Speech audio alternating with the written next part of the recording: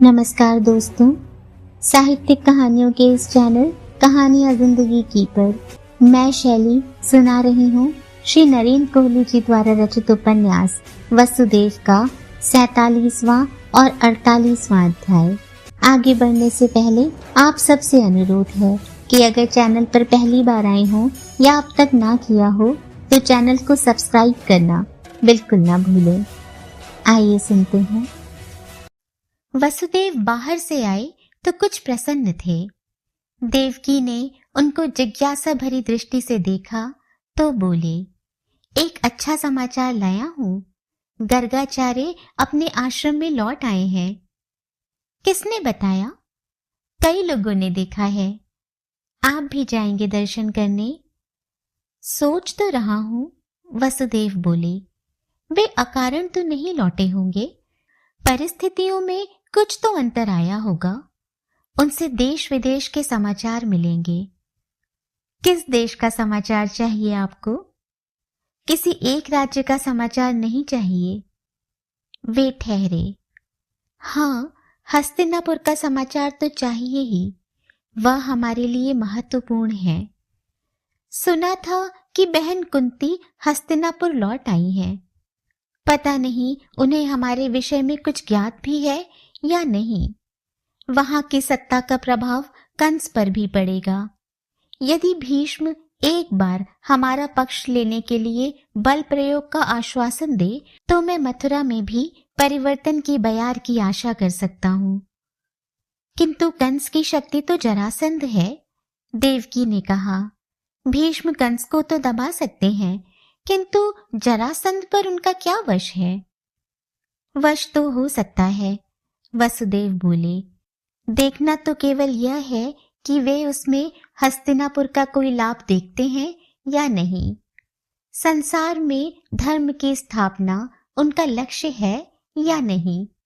मथुरा की राजनीति में हस्तक्षेप करना चाहते हैं या नहीं। कुंती के हस्तिनापुर में उपस्थित होने से वहां की राजनीति के समीकरण बदलते हैं या नहीं। और कृष्ण के द्वारा गोवर्धन धारण करने के विषय में क्या सुना? सुना तो बहुत कुछ है, किंतु समझ में नहीं आया। संदेश तो समझ में आ रहा है, बस प्रक्रिया समझ में नहीं आई। संदेश समझ में आ रहा है? हाँ, स्पष्ट रूप से। क्या है संदेश? वह बता रहा है कि वह आ गया है। परिवर्तन की घड़ी आ गई है। लोग अपने अपने स्थान पर सन्नद्ध रहें, वसुदेव बोले। चेतावनी दे रहा है पापियों को। धर्म और न्याय के मार्ग पर चलने वालों को सांत्वना दे रहा है। वे रुके। मैं जब उसके चमत्कारों के विषय में सुनता हूं तो पुलकित हो उठता हूं। कैसे उस भविष्यवाणी का एक एक शब्द सत्य प्रमाणित होने जा रहा है। आपको एक क्षण के लिए भी नहीं लगता कि वह संकटों में घिरता जा रहा है? देवकी का स्वर चिंतित था। आप क्या समझते हैं कि कंस और उसके मित्र कृष्ण को मनमानी करने देंगे? उसे मनमानी करने से कोई नहीं रोक सकता। वसुदेव के स्वर में असाधारण विश्वास था। वह मनमानी करने ही आया है। वासना आ गई। आर्य आपसे भेंट करने आर्य अक्रूर पधारे हैं। बैठाओ उन्हें, मैं आ रहा हूं। वसुदेव अकेले नहीं गए, देवकी भी साथ गई। तुम मेरे घर कैसे चले आए अक्रूर? वसुदेव हंस रहे थे। तुम्हें कंस से तनिक भी भय नहीं लगा? नहीं, अब भय नहीं लगता। कारण? कंस स्वयं इतना भयभीत है कि उससे क्या भय मानना। कंस भयभीत है? देवकी ने चकित होकर पूछा। हाँ, जब वह जोर का अट्टहास कर हंसता है तो मैं समझ जाता हूं कि वह भयभीत है। भीतर ही भीतर उसकी आत्मा कांप रही है। मेरा अनुमान है कि वह रात भर सो नहीं पाता होगा। स्वाद लेकर भोजन नहीं कर पाता होगा। खाया हुआ पचता नहीं होगा, अक्रूर ने कहा। किंतु मैं आपको कंस के भय की सूचना देने नहीं आया हूं। तो मैंने एक दिन राजसभा में आपसे पूछा था कि आपके 2 पुत्र अभी जीवित हैं क्या? अक्रूर ने स्मरण दिलाया। और आपने उत्तर दिया था कि कंस तो आपका साला है, उसका आपसे परिहास का संबंध है। मैं किस संबंध से यह परिहास कर रहा हूं? स्मरण है मुझे, वसुदेव बोले। आज मैं आपको बताने आया हूं कि मैं ही नहीं, कंस भी जानता है कि रोहिणी पुत्र बलराम ही महादेवी देवकी का 7वां पुत्र है और नंद के घर यशोदा नंदन के रूप में पलने वाला कान्हा ही आपका 8वां पुत्र है। अक्रूर ने वसुदेव की ओर देखा, किंतु उनके मुखमंडल पर तनिक भी व्याकुलता नहीं थी। वे सहज भाव से बैठे मुस्कुरा रहे थे। देवकी उनकी ओर देख रही थी कि वे क्या उत्तर देते हैं। कुछ कहना है आपको? अक्रूर ने उन्हें उकसाया। हाँ, तुम्हारी सूचना पूर्णतः सत्य है। कृष्ण ने स्वयं ही घोषणा कर दी है कि वह कौन है। ऐसे में तुम्हें ही क्या, प्रत्येक बुद्धिमान व्यक्ति को समझ जाना चाहिए कि वह कौन है। वसुदेव ने सीधे अक्रूर की आंखों में देखते हुए कहा, तारणहार आ गया है अक्रूर। अब आप उसके प्राणों के लिए भयभीत नहीं है? नहीं, अब भय का क्या कारण? सत्य तो यह है कि अब मैं तुम्हारे और कंस के प्राणों के विषय में सोच रहा हूं। अक्रूर अवाक बैठा रहा। फिर उसे लगा कि वह मन ही मन सचमुच बहुत भयभीत है। कुछ क्षणों में संभल कर उसने दूसरा पासा फेंका। एक सूचना और है। क्या? कंस की एक योजना है। वह कृष्ण और बलराम को मथुरा बुला रहा है। अक्रूर ने कल्पना की थी कि यह सूचना पाकर देवकी ही नहीं, वसुदेव भी कांप उठेंगे, किंतु वे दोनों तो पूर्णतः आश्वस्त बैठे थे। यदि कृष्ण मथुरा नहीं आएगा तो कंस का वध कैसे करेगा? अंततः वसुदेव बोले, कंस तो मरने के लिए वृंदावन जाने से रहा। अक्रूर स्तब्ध रह गया। आप कैसे इतने निश्चिंत हैं कि कृष्ण ही कंस का वध करेगा? कंस क्यों कृष्ण का वध नहीं कर सकता? अक्रूर को कहना ही पड़ा, क्योंकि कृष्ण ने कंस का वध करने के लिए ही जन्म लिया है, कंस के हाथों मरने के लिए नहीं। वसुदेव बोले, कंस जिनका वध कर सकता था कर चुका, अब मरने की बारी कंस की है। आप एक आधारहीन भविष्यवाणी पर विश्वास किए बैठे हैं। यह नहीं जानते कि कंस क्या कर रहा है, उसकी योजनाएं क्या हैं। वह अब भी कृष्ण तथा बलराम का वध कर सकता है। मैं हाथ पर हाथ धरे नहीं बैठा हूं, वसुदेव ने कहा। जो कुछ मुझे करना है वह मैं कर रहा हूं, और जहां तक कंस की बात है, मैं इतना ही कह सकता हूं कि वह कृष्ण और बलराम का वध कर सकता है तो कर ले। वे रुके और पहले से अधिक आत्मविश्वास से ही नहीं, कुछ आवेश से भी बोले। जब कृष्ण बलराम अपनी मां के गर्भ में थे, कंस तब उनका वध नहीं कर सका। जब वे सद्यजात शिशु थे, तब वह उनका वध नहीं कर सका। जब वे घुटनों के बल रेंग रहे थे, तब वह उनका वध नहीं कर सका। अब वह उनका क्या वध करेगा, जिनकी भुजाएं राक्षसों के कंठ मरोड़ सकती हैं? आपको पूर्ण विश्वास है?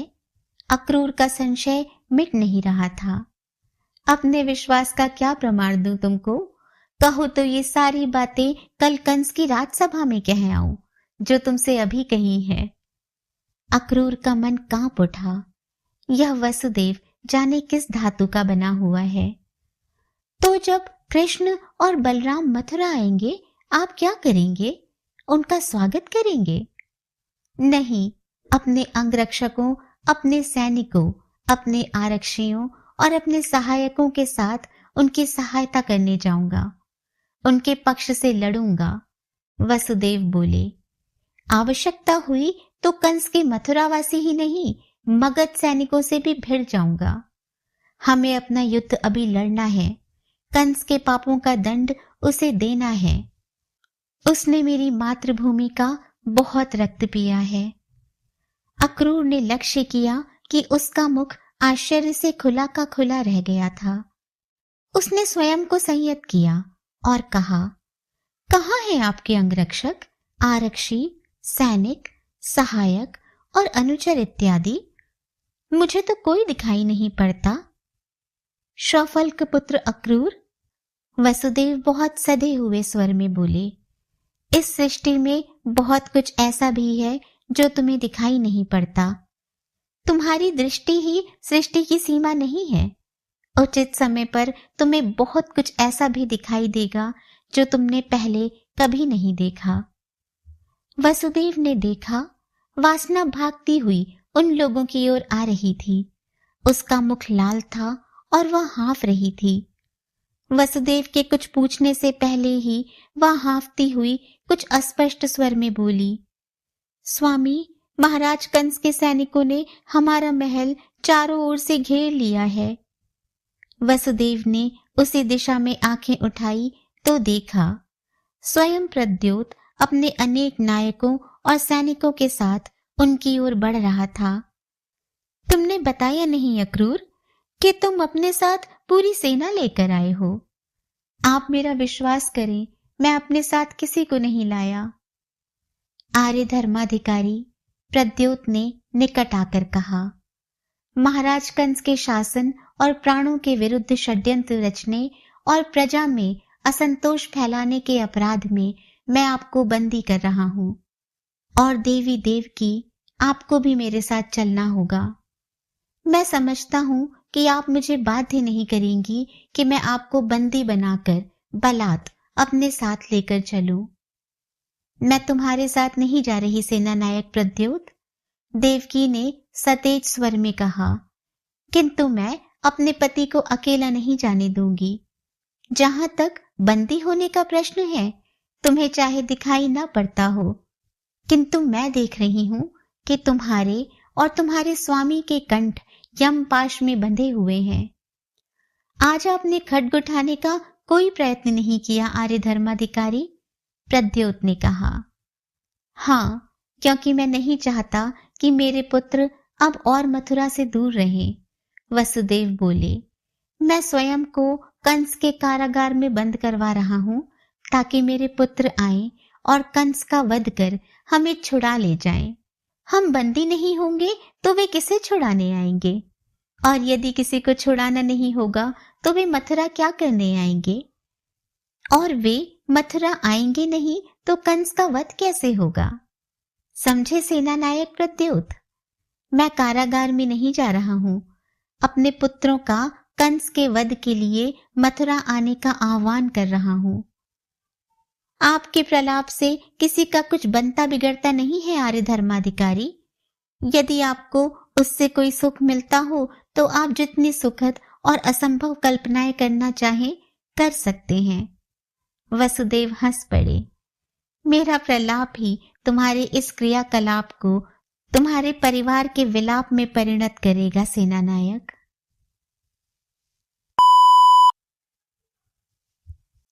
भाग 48। कंस ने अक्रूर को बुला भेजा था और अक्रूर का मन इसी उधेड़बुन में पगलाता जा रहा था कि कंस को उससे क्या काम हो सकता है। आइए बैठिए आर्य अक्रूर। अक्रूर का हृदय दहल उठा। कंस की इस प्रकार की संवाद शैली बहुत संकटपूर्ण थी। वह इस प्रकार तब ही बोलता था जब उसे कोई बहुत ही क्रूर तथा घृणित आदेश देना होता था। त्रिवक्रा, उसने पुकारा। त्रिवक्रा प्रकट हो गई। अक्रूर उसे पहचानते थे।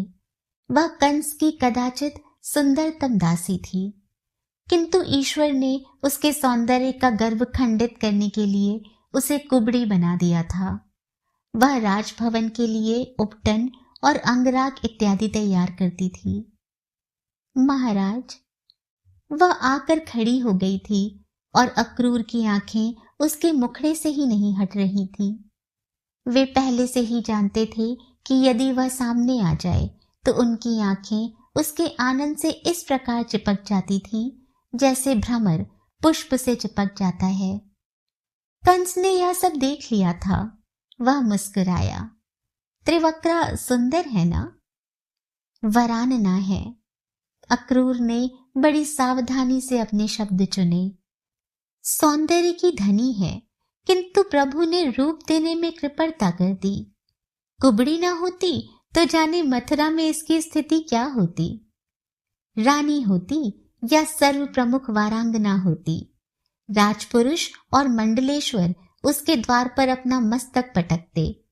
कंस ने अट्टहास किया, दासी तो नहीं होती। ऐसी चर्चा त्रिवक्रा कई बार अपने कानों से सुन चुकी थी। कभी कभी वह इससे उदासीन हो जाती थी और कभी भयभीत।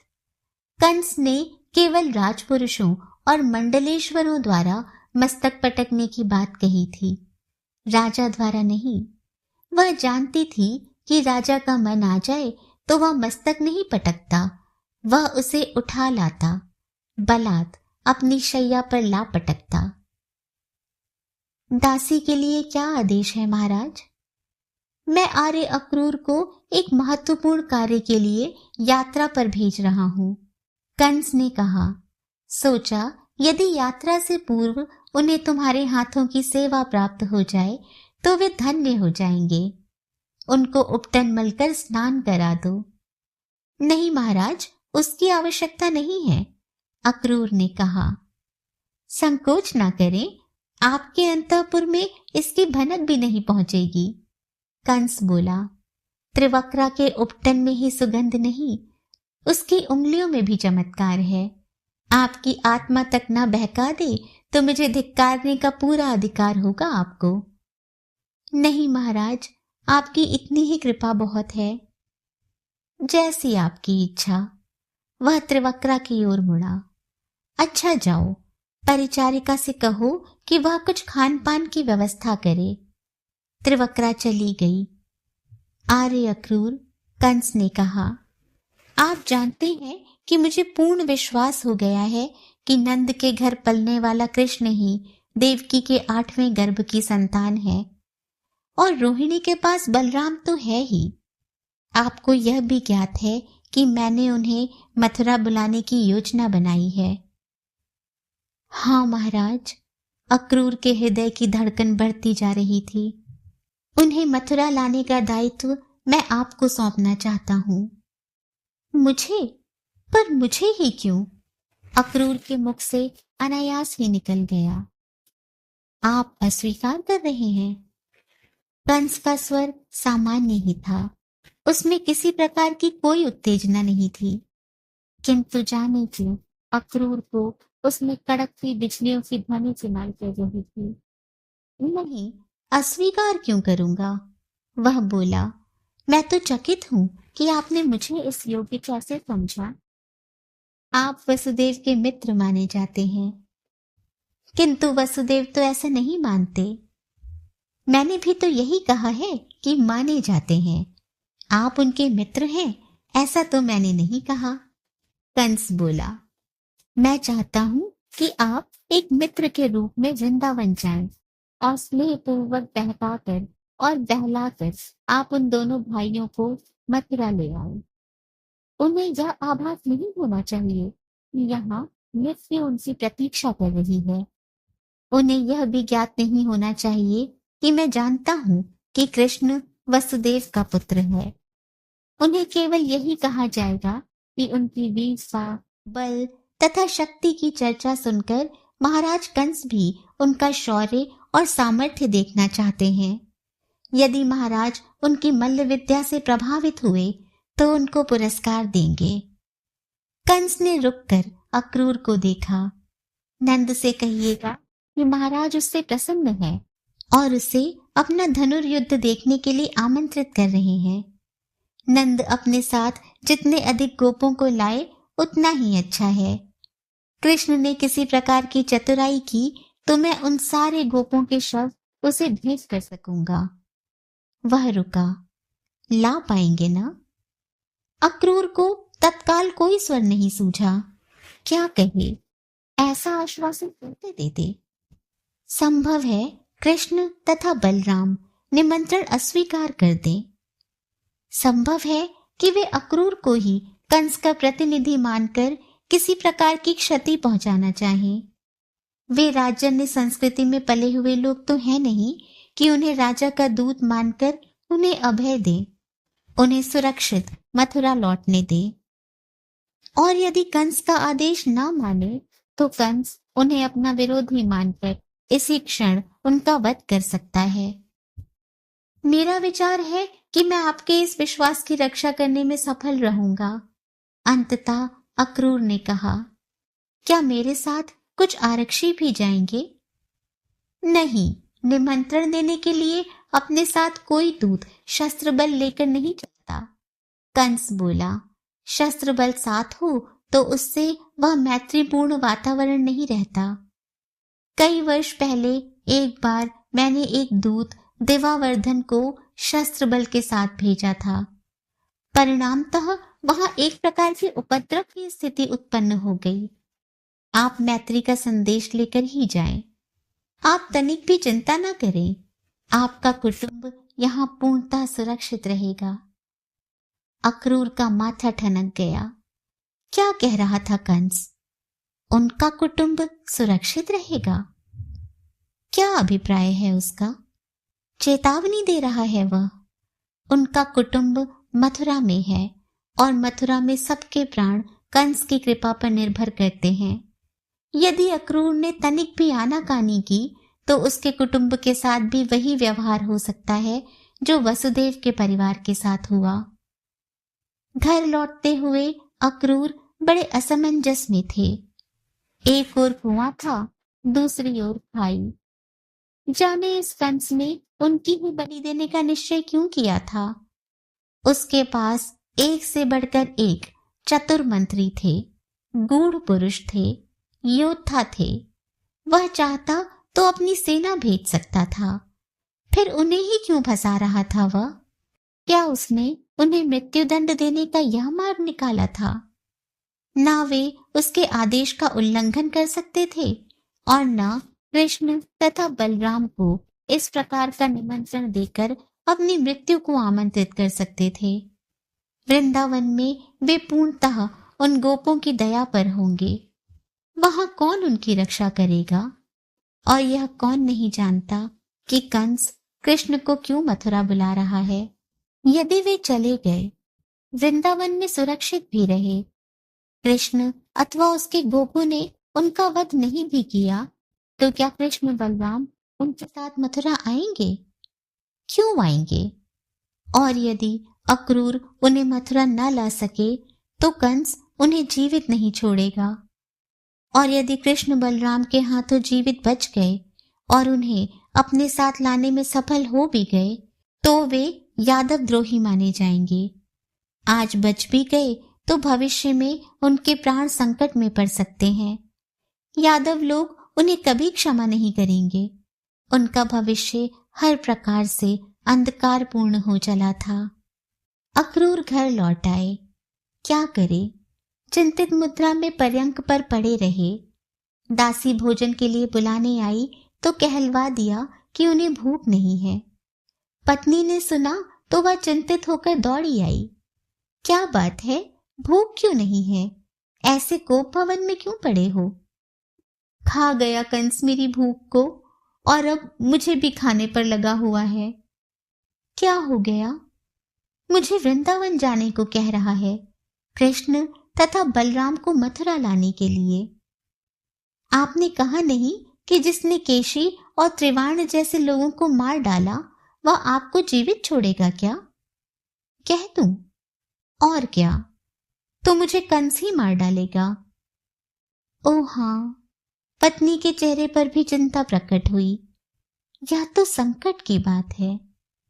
संकट तो है ही, अक्रूर ने कहा। जब सिंह एक भेड़ का पेट फाड़कर उसे खा रहा था तब दूसरी भेड़ ने क्यों यह सोच लिया कि वह उसे नहीं खाएगा। जब समय था और हम मथुरा छोड़कर सुरक्षित कहीं और जा सकते थे तब तुम ही इस भवन और संपत्ति के मोह में फंसी रही। हमें तो कुछ नहीं कह रहा ना कंस। लो, अब कह रहा है। मैं क्या जानती थी? कौन जानता है? उस समय तो तुम ही सबसे अधिक जानती थी। अक्रूर आवेश में थे। दूसरों के संकट को केवल उनका संकट मानने से यही होता है। हमने क्यों नहीं सोचा कि वसुदेव का वर्तमान हमारा भविष्य हो सकता है। मैं तो कहता ही रहा, तुम ही नहीं मानी, सर्वज्ञा कहीं की। हाँ, सारा दोष मेरा ही है। पत्नी ने रो रो कर अपना सिर पीटना आरंभ कर दिया। मैं ही पापिन हूँ, खा जाना चाहती हूँ अपने कुटुंब को। बंद करो अब यह नाटक, अक्रूर ने डांटा। तुम पापिन नहीं हो, किंतु मूर्ख हो, और मूर्खता का कोई उपचार नहीं है। वह उसी प्रकार रोती रही। अब जाओ यहां से। अक्रूर आपे से बाहर हो गए थे। कुछ सोचने समझने दो, मेरा भेजा मत खाओ। वह रोती हुई चली गई और अक्रूर पुनः लेट गए। कंस की बात तो उन्हें माननी ही है, माननी पड़ेगी। तो वे उसे प्रसन्न कर क्यों नहीं जाते। वे उसको यह वचन दे सकते हैं कि वे जाएंगे और कृष्ण तथा बलराम को लेकर ही आएंगे। इससे अधिक तो वह कुछ नहीं मांग रहा। और वृंदावन पहुंचकर वे अपना पैतरा बदल सकते हैं। वे नंद, रोहिणी, कृष्ण और बलराम सबको बता सकते हैं कि कंस कितना दुष्ट है। वह वसुदेव और देवकी को किस प्रकार सता रहा है। वसुदेव किस प्रकार असमय ही बूढ़े हो गए हैं। कृष्ण और बलराम को चाहिए कि वे मथुरा आकर अपने माता पिता को इन सारे संकटों से मुक्त करे, उन्हें इस नरक से निकाले और अपने साथ ले जाएं, कंस की पहुंच से दूर। उन्हें कृष्ण को कहना चाहिए कि अक्रूर का सारा परिवार कृष्ण का भक्त है। वे उन्हें महाविष्णु का अवतार मानते हैं। कौन नहीं जानता कि कृष्ण तो पृथ्वी पर धर्म की स्थापना के लिए अवतरित हुए हैं। और यदि कृष्ण मथुरा नहीं जाना चाहते तो अक्रूर भी उस दुष्ट राक्षस के नगर में नहीं लौटेंगे। वे भी वृंदावन में ही रह जाएंगे। फिर देखा जाएगा।